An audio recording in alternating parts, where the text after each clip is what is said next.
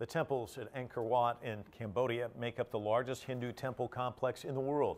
Visitor numbers have exploded in recent years as Cambodia has become politically more stable, but there are concerns that too many tourists could end up causing a heavy toll on the historic site. Tony Cheng reports. Tourists head across the causeway towards the main temple at Angkor Wat. 800 years ago, this was home to the Khmer Empire that ruled much of Southeast Asia. Today, it's probably the most visited tourist site in the region. 2 million people in 2011 and over 3 million this year, an increase of 40%. According to the governor of Siem Reap province, this is just the start. He says he wants to see sustainable and environmentally friendly growth in future numbers of tourists, but that doesn't mean he's short on ambition. 7 million. 7 million. But now, 2012, we have 3,300,000 more than maybe 2015 maybe more than 7 million. So in 2 years you will double the number of tourists. Yeah. It's a concern that these high numbers of tourists might be doing more damage than good.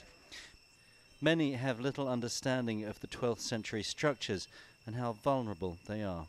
The visitors coming to Angkor are often not really provided with enough information by the tour guides, for instance, or other, to understand that these structures are fragile. The World Monuments Fund has been working with Apsara, the organization responsible for the care of Angkor Wat, to protect and restore the temples.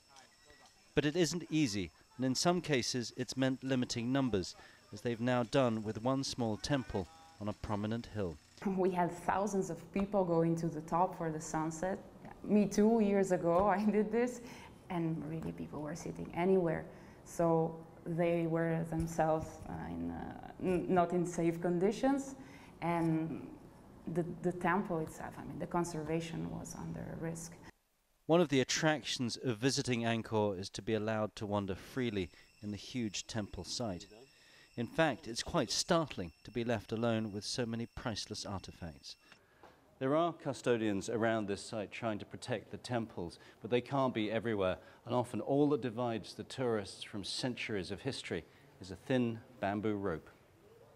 Cambodia remains a poor country, and the financial impact of the tourist dollar overrides most concerns.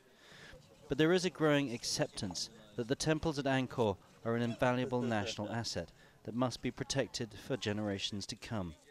And while the tourists continue to pour in, perhaps in the future they may not be allowed to get quite so close. Tony Cheng, CCTV, Angkor Wat, Cambodia.